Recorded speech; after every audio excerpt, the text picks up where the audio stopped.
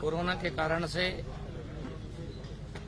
पूरे देश की अर्थव्यवस्था, पूरे देश की सामाजिक व्यवस्था में जबरदस्त बदलाव आया था। ऐसे में शिक्षा जैसा क्षेत्र भी प्रभावित नहीं रहा है, वो भी प्रभावित हुआ है, सारा समाज प्रभावित हुआ है और कई सारी कठिनाइयों से जूझना पड़ा है। कोरोना के कारण से स्कूल बंद रखने पड़े हैं, शिक्षा भी प्रभावित हुई है, लेकिन ऐसे समय में भी भारत के प्रधानमंत्री जी ने संकट को अवसर में बदलने का जो आह्वान आत्मनिर्भर भारत के रूप में हमारे सामने रखा, उसमें से सबने विकल्प खोजा। मध्य प्रदेश के शिक्षा विभाग ने भी विकल्प खोजा और अपने टीचरों को आह्वान किया कि आप बच्चों के घरों को स्कूल के स्वरूप में बनाएं, अभिभावकों से संपर्क करें और जहां पर हमारी पहुंच नहीं है ऑनलाइन पढ़ाने की या अन्य व्यवस्थाओं की, वहां पर खुद जाकर के मोहल्ले क्लास तक भी लेने का काम प्रारंभ किया।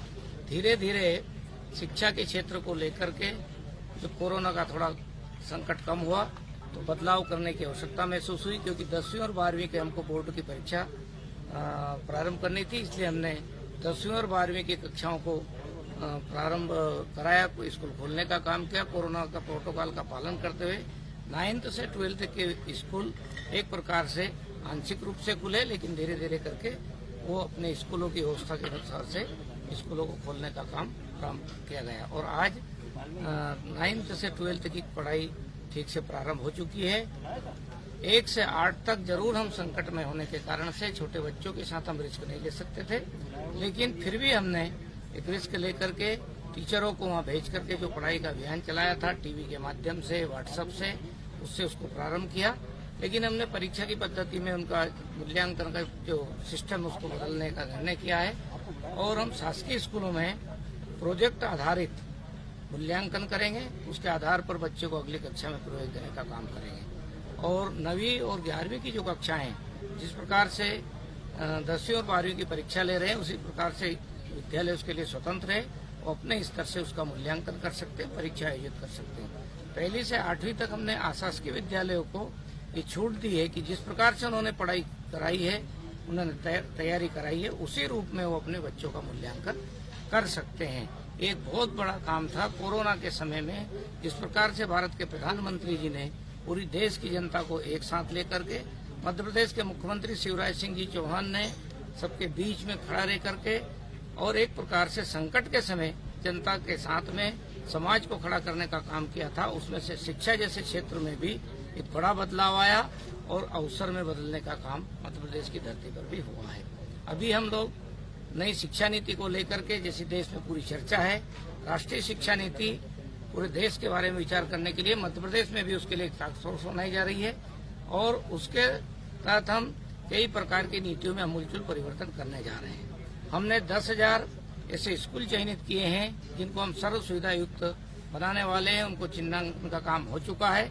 जनपद पंचायतों से और जिला पंचायतों के माध्यम से उनका अनुमोदन होने के बाद में उनको अंतिम रूप देने प्रकार कर रहे हैं।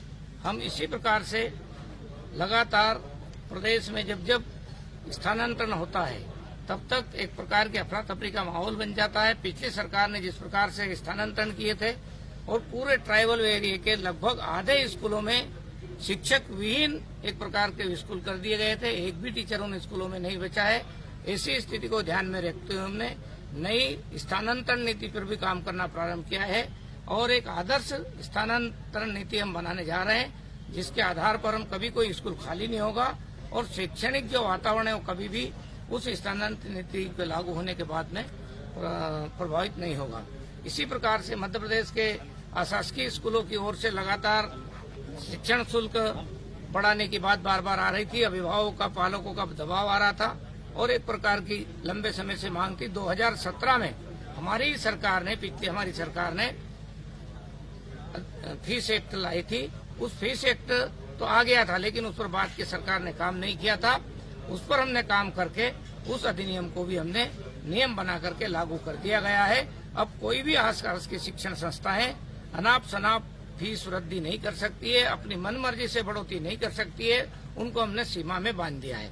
एक प्रकार से पूरा शिक्षा के क्षेत्र में आमूलचूल परिवर्तन करने जा रहे हैं। हमने ओपन बोर्ड के माध्यम से 52 जिलों में एक ऐसा स्कूल हमने चयनित किया है जिसमें अभी सुविधाएं कम है, लेकिन धीरे धीरे करके उसमें विश्व स्तरीय हम सुविधाएं दे सके, रोजगार के अवसर उसमें मिल सके, इस प्रकार के उस स्कूल का भी हमने चयन कर लिया है। उस पर भी हमारी सरकार लगातार काम कर रही है और सबके पीछे हमारे प्रदेश के मुख्यमंत्री शिवराज सिंह जी चौहान लगातार हमारा मार्गदर्शन कर रहे हैं। आगे आने वाले समय में मध्य प्रदेश का जो शैक्षणिक वातावरण है उसमें एक जबरदस्त बदलाव दिखेगा, परिवर्तन दिखेगा और हमारे देश के दूसरे राज्यों के बराबर हमारे मध्य प्रदेश का भी एकेडमिक जो कैलेंडर है एक प्रकार से सुचारू रूप से चल सकेगा।